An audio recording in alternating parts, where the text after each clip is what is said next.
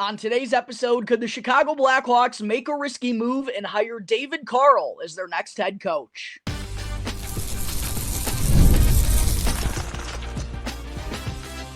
You're Locked On Blackhawks, your daily podcast on the Chicago Blackhawks, part of the Locked On Podcast Network, your team every day. What's going on, Blackhawks fans? Welcome back to another episode of Locked On Blackhawks, part of the Locked On Podcast Network, your team every day. Do me a quick favor, please go and hit that like button, jump in the comment section down below as well. Let me know whether you would like to see David Carle be the next head coach of the Chicago Blackhawks, or if you would like to see the Hawks front office go in a different direction. Make sure that you're subscribed to Locked On Blackhawks on YouTube as well. I am seriously so close to reaching my goal of 2,000 subscribers. Please make sure to hit that subscribe button if you haven't done so already. And last but certainly not least, got to give a shout out to today's sponsor, which is FanDuel. Go and check out FanDuel.com right now if you're not already signed up to win $200 worth of bonus bets guaranteed with America's #1 sportsbook. All right, good afternoon, everyone. Again, thank you all for joining me on another episode of Locked On Blackhawks, your one-stop shop for all things Chicago Blackhawks. To open things up on the show here today, as I actually talked about in the final minutes of yesterday's episode, which kind of dragged on there a little bit past the 40-minute plateau, but I definitely wanted to talk more about it to open things up on the show here today, and also talk about whether I think this is a smart move for the Chicago Blackhawks. What I'm referring to, of course, is whether we could see David Carle, two-time gold medalist at the U20 World Juniors as a head coach, and also a two-time national championship head coach in college hockey with the Denver Pioneers. David Carle, could we see him be the next head coach of the Chicago Blackhawks? Carle is just coming off, of course, helping the United States win gold at the World Juniors in back-to-back years for the first time in tournament history. He's also returning back to Denver to help defend the national championship that he won last year, which, as I already mentioned, is the second that he's won in his tenure as the Pioneers head coach. Also has 3 Frozen Four appearances under his belt, was hired on at the young age of 28, and it sure looks to be the right decision. Still only 35 years old, David Carle has put together a rather impressive resume, and as a result, Blackhawks fans, rightfully so, a lot of them wondering whether he could be the next guy, next man to steer the ship here in Chicago, and whether the Blackhawks could have interest in David Carle potentially as their next head coach. That's the first thing I kind of wanted to talk about. Should the Blackhawks be interested in David Carle? Do I think they will be? 100%. They're absolutely going to be looking in his direction. They're very familiar with the college hockey scene, very familiar with what the United States has done at the World Juniors. David Carle, of course, has his fingerprints all over the success that's been had at both of those levels, both internationally and at the collegiate level with Denver. The Blackhawks front office is very aware of that, and I absolutely am sure they're going to make a run for David Carle here this offseason. The problem is the Blackhawks most certainly are not going to be the only NHL team that's going to be kicking the tires on old David Carle. We obviously do not know how many teams and exactly which teams are going to be looking for a head coach here this summer, but you know there's going to be a slew of them. You know they're probably all going to be interested in David Carle, so he's going to be able to be a little bit choosy. The next question is whether David Carle will have interest in the Chicago Blackhawks. And even though it has been a disastrous last couple of seasons here in Chicago with the team at the bottom of the standings, more focused on the NHL draft and getting a good pick there as opposed to competing for a Stanley Cup. Aside from that, though, the situation that the Blackhawks are in, I definitely think David Carle is going to be interested. The Blackhawks have a ton of money. They have a ton of draft picks. It's an original 6 franchise. The fan base has stuck with this team through thick and thin, and you know whenever the Blackhawks are going to be good again, they're going to rally around this team, especially with everything that's going down in Chicago sports right now. I mean, this city is itching for a team to be really good. Connor Bedard is obviously here in Chicago. There's going to be a slew of more draft picks over the years. That's going to continue to stockpile that prospect pool. Free agents are always going to be interested in Chicago, even if they are sorry right here, right now, because it is known as a great sports city, great city to be in during the summer.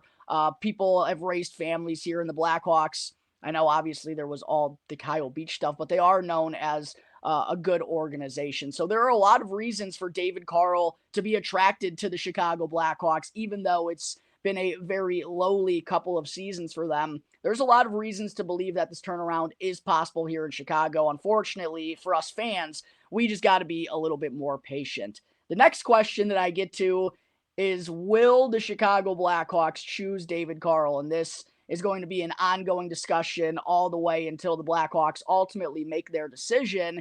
And the real risk here in David Carle, despite him having this excellent resume so far at the collegiate and international scene, is this would make the Blackhawks, should they go on to hire David Carle, should he choose to be the next head coach of the Chicago Blackhawks as well, this would be the third consecutive first-time NHL head coach that the Blackhawks have hired, and this undoubtedly is the most crucial one of the bunch, because if they get this one wrong, they could jeopardize the rebuild, jeopardize everything we've been sucking for these last couple of years. Kyle Davidson and his Blackhawks front office absolutely have to get this one right, and just given the lack of success this team has had under first-time NHL head coaches, it does feel like you would want someone with a little bit more experience in there to help guide this team through these next couple of crucial campaigns. David Carle obviously doesn't have any experience commanding a team from behind the bench at the NHL level. What I will say is he's undoubtedly different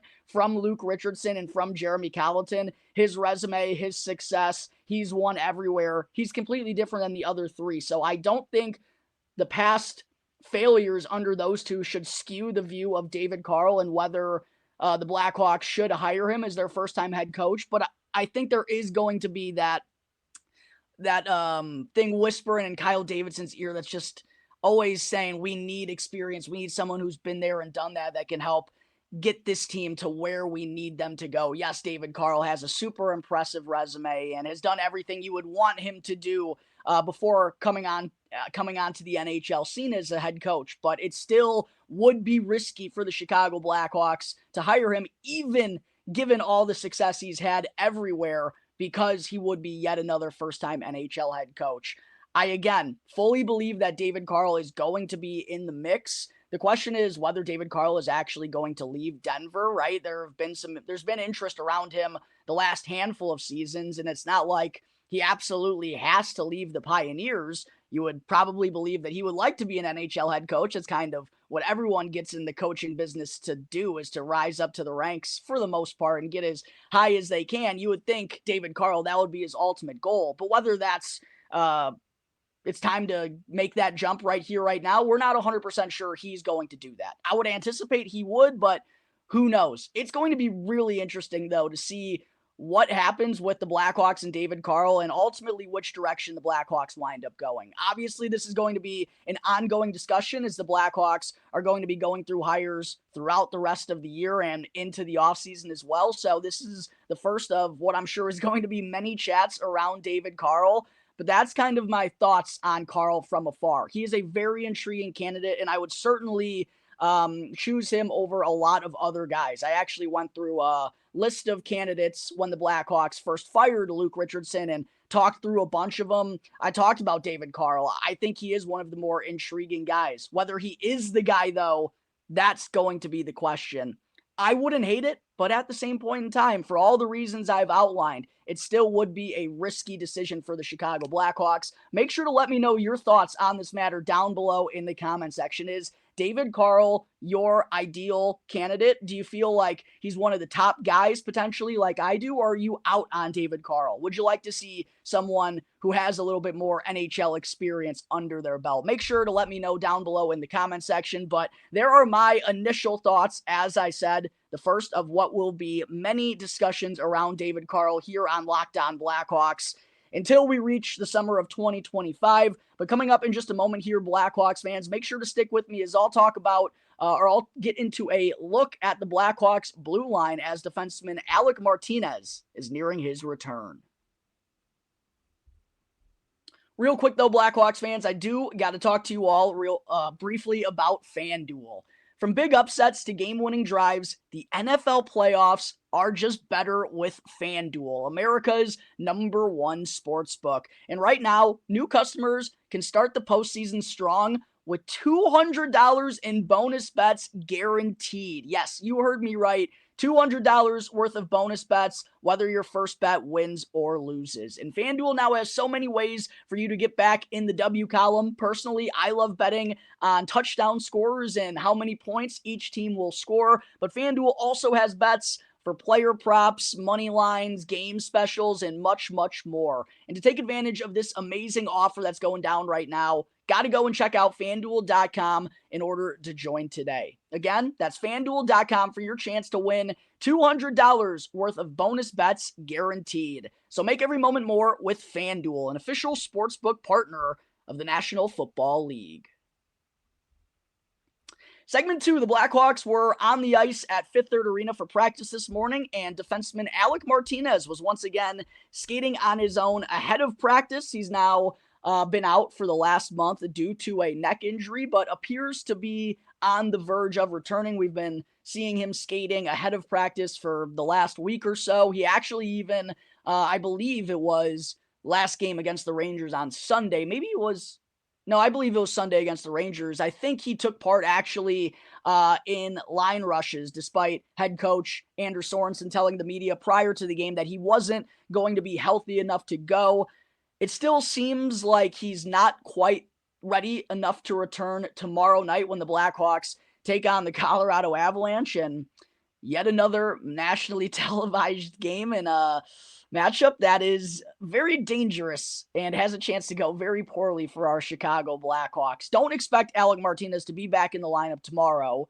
It is possible. I'm not ruling it out, but based on him not joining the team for practice today, I would anticipate that his return is likely going to come in one of the two games that the Blackhawks have on Friday or Saturday in their weekend back-to-back. They start things off against the Detroit Red Wings in Detroit on Friday night. I think there's a good chance that Alec Martinez makes his return to the lineup there. Also, Connor Murphy, he's missed each of the last two games with a groin injury, been out since the Winter Classic, so has missed the first two games here of 2025, did not participate in practice here today, so I would guess that Murphy isn't going to play tomorrow against the Avs as well, which doesn't bode well for the Blackhawks blue line. But fortunately, I mean, we don't have full confirmation on Connor Murphy. He is still being reevaluated. I'm going to knock on wood that he's not going to miss too much time. It feels like both of these guys could return relatively soon, I'm hoping for.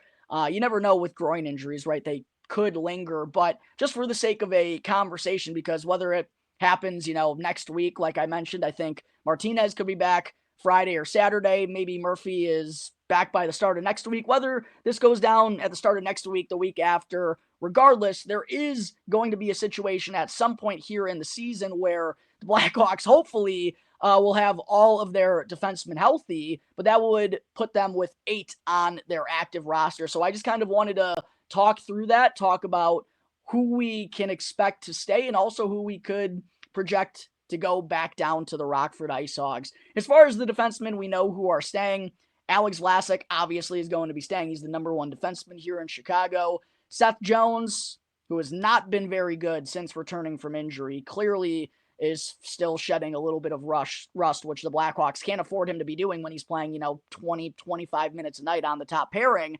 Regardless, though, we obviously know Seth Jones is staying. We obviously know Connor Murphy is staying when he's healthy. Alec Martinez is staying at the NHL level when he's healthy. No surprise there. We all hate it, but TJ Brody is staying at the NHL level if he's healthy. And I would put Nolan Allen in this conversation as well, just given the amount of defensemen we've seen go up and down on the Blackhawks back end this year, and Nolan Allen not being one of them, and all the success and just how he handles himself and how physically mature he is already. I think he's gotten past that prospect stage. He kind of feels like a full-time NHLer to me at this point in time, and I don't have any inkling that Kyle Davidson is going to be sending him down anytime soon. So those are the 6 defensemen to me that are for sure staying on the NHL roster. Now, that leaves Louis Crevier and Wyatt Kaiser as the 2 kind of defensemen that are left on the bubble. Now, out of those 2, who do we think the Blackhawks want as their 7th defenseman, and who do we think the Blackhawks want back in Rockford getting minutes? It's Wyatt Kaiser. I think it's pretty obvious. Whenever the Blackhawks blue line gets healthy, based on how much Louis Crevier has been utilized under Anders Sorensen, I personally haven't been the biggest fan of Louis Crevier. The analytics have been pretty good, though, and Anders Sorensen clearly has some trust in him. He's liked the pairing of he and Vlasic with one another, the big bastards pairing, you could call them.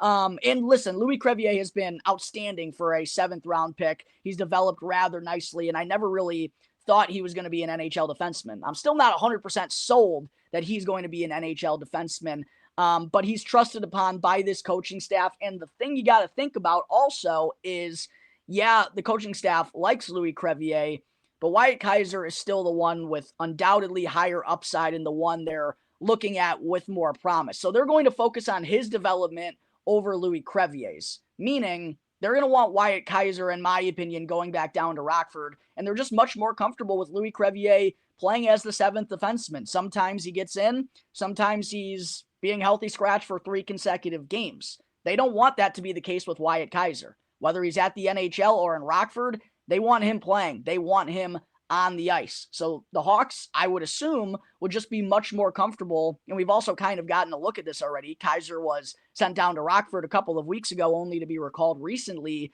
I think that's all the insight that we need to know on what's going to happen here when the Blackhawks blue line, if/when they do ever get healthy. I'd anticipate Wyatt Kaiser going down to Rockford. And you know what, Blackhawks fans, to me, it's an absolute shame. And I hope Wyatt Kaiser didn't get discouraged by those healthy scratchings or being demoted to Rockford.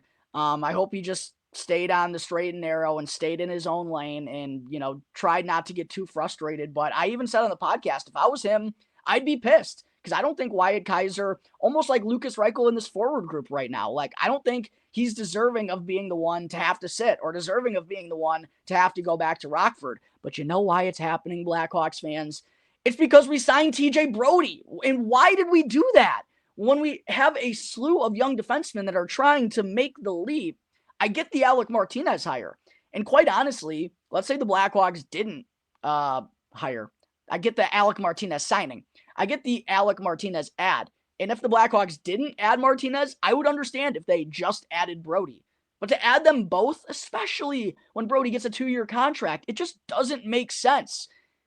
We needed that path to be open for these defensemen, and the addition of Brodie has kind of blocked that path for Wyatt Kaiser to develop here with the Blackhawks, at least from what it seems to me from afar. So it'll be really curious to see what happens with his Blackhawks blue line whenever Murphy and Martinez ever do get healthy at the same point in time. Of course, hockey's a physical game. Injuries always do happen, but it's just frustrating to me that Wyatt Kaiser isn't going to continue to develop for the Blackhawks. At least that's my guess what would happen.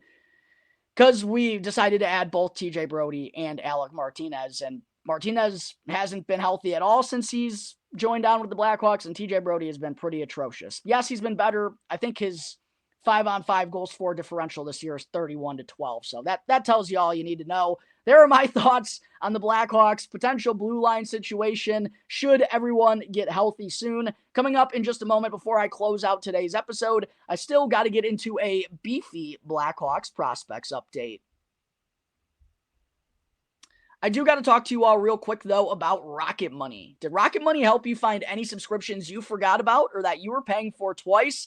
That definitely happened to me. I had multiple subscriptions that I didn't even realize that I was still paying for, and Rocket Money made it so easy to go and track them all down. It's like having a personal assistant for your finances. Rocket Money is a personal finance app that helps find and cancel your unwanted subscriptions, monitors your spending, and also helps lower your bills so you can grow your savings. And Rocket Money has over 5 million users and has saved a total of 500 million in canceled subscriptions, saving members up to $740 a year when using all of the app's premium features. So what are you waiting for? Go and cancel your unwanted subscriptions and reach your financial goals faster with Rocket Money. To do that, go to rocketmoney.com/lockedon today. Again, that's rocketmoney.com/lockedon.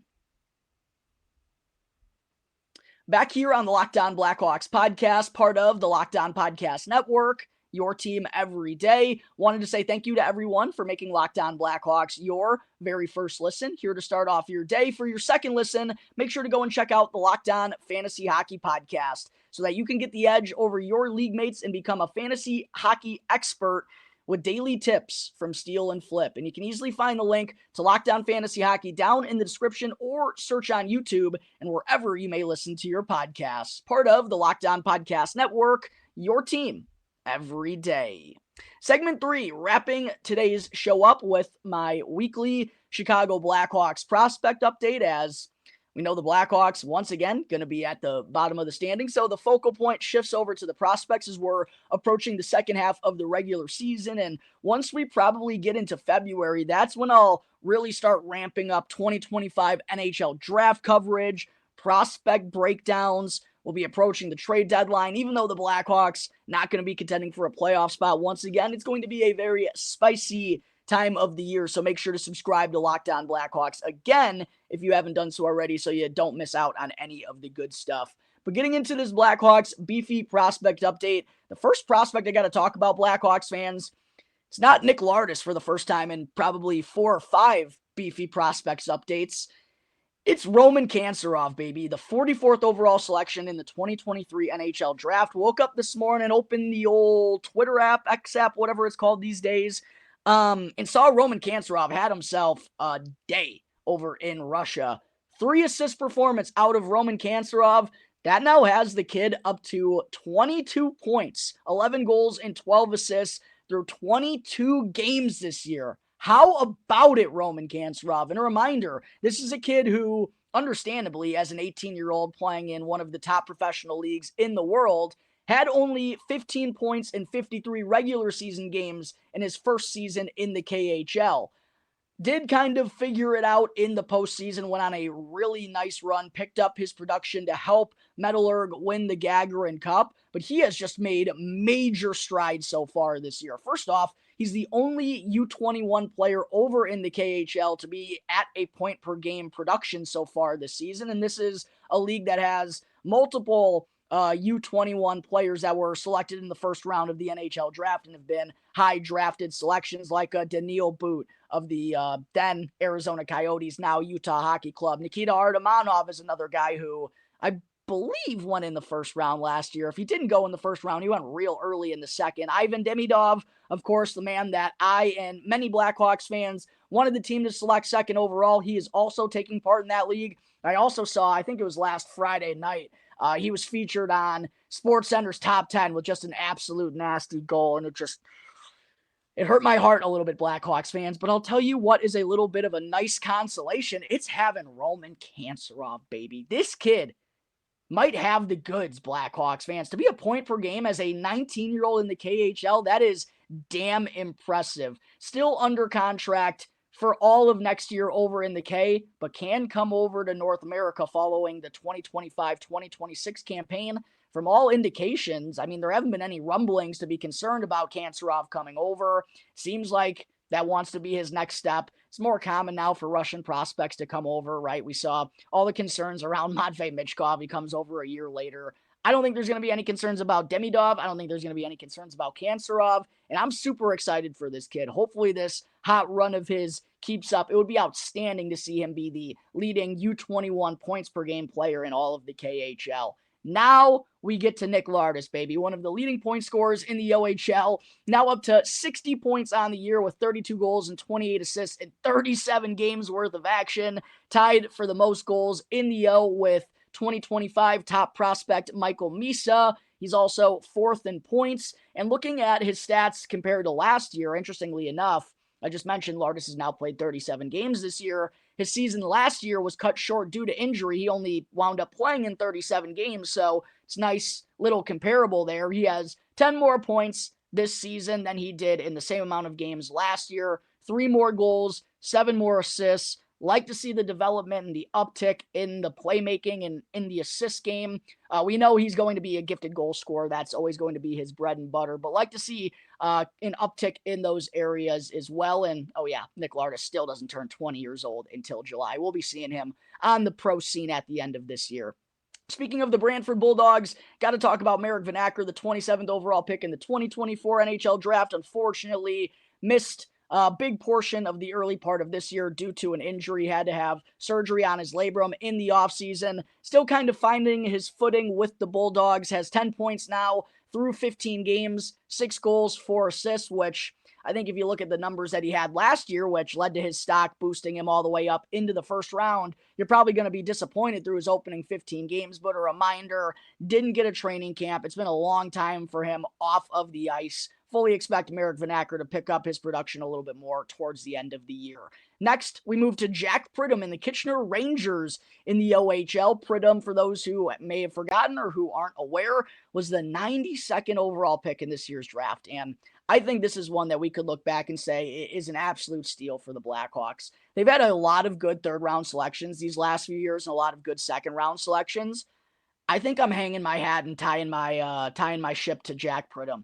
He's got size. He's 6'2". He can skate. He's 200 pounds. He's got playmaking. He's got goal scoring. He's going to be a freshman at BU next year, which is a program I trust, a pipeline us Blackhawks fans are familiar with.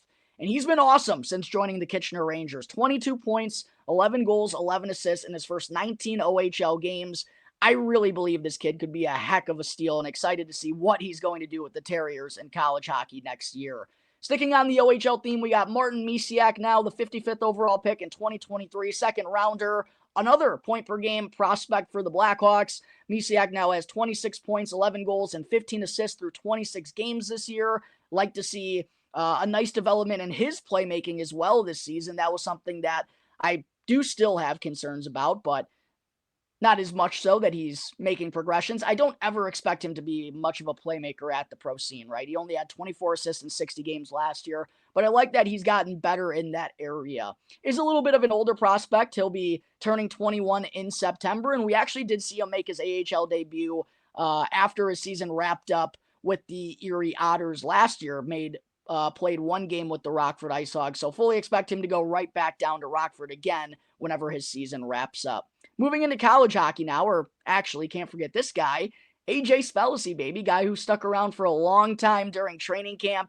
Unfortunately, was cut from the United States World Juniors camp, but I really am hoping that he'll play with a chip on his shoulder and find his way onto that roster next year. Was the first third-round selection for the Blackhawks in this draft, 72nd overall. Is now up to 25 points, 11 goals, and 14 assists in 35 games. Another third-round selection for the Hawks with good size and good wheels, as Spellisy is 6'3", 200 pounds, athlete, was a stud linebacker in Ohio.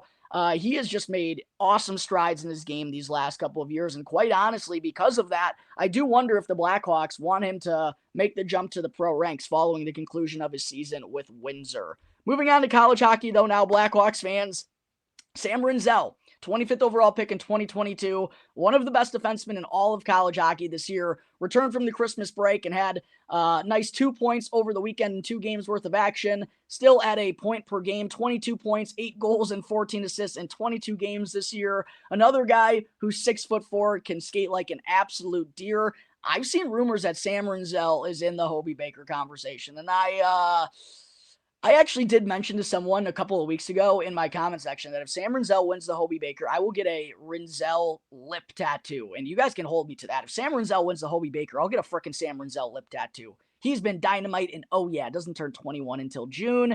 We got Sasha Boisvert next, the 18th overall pick this past year, has been dynamite in his first college season, 17 points, 8 goals and 9 assists in 19 games of action. Another guy who's got some good size, 6'2", not the best skater, but he makes up for that with the goal scoring, baby. Has been a dynamo goal scorer for the Fighting Sioux. Michael Hage and Cole Eiserman are the only two freshmen in college hockey with more goals than Sasha Boisvert. He's a leading point scorer for North Dakota as a freshman. Then we move on to Ryan Green, 57th overall pick, second round selection back in 2022. 15 points now, 6 goals and 9 assists in 17 games for Green during his junior season, where he is the co-captain of the Terriers.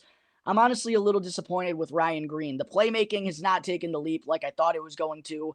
As the top line center, BU is also currently ranked 15th, which, yeah, they're still ranked, but for BU standards, that's a little bit lowly. I know Ryan Green had big aspirations for his final year of college hockey with BU. Hopefully he finishes the year strong. It's been a little bit of a slow start to him.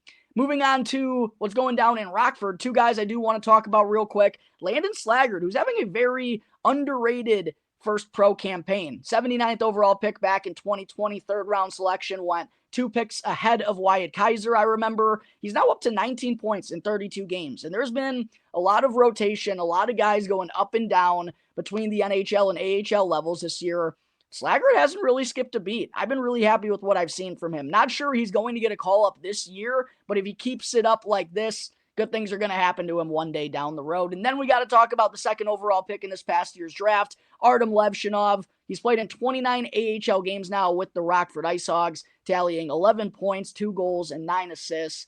Honestly, there's not really all that much to say about Levshinov. There's been good, there's been bad, but that was always going to happen to him down in, an AHL level that's really, really solid, really, really competitive, and a kid who's just so raw. He has all the tools, but it's about him starting to piece it together. So whether good or bad, I'm just kind of letting Artem Levshinov marinate down in Rockford. I'm not going to critique him. I'm not going to praise him too much. I'm just going to let him go and do his thing because, quite honestly, we're not really going to know what Artem Levshinov is for another couple of years. Final prospect I wanted to mention, shout out to my boy Big Will if he happens to listen to this.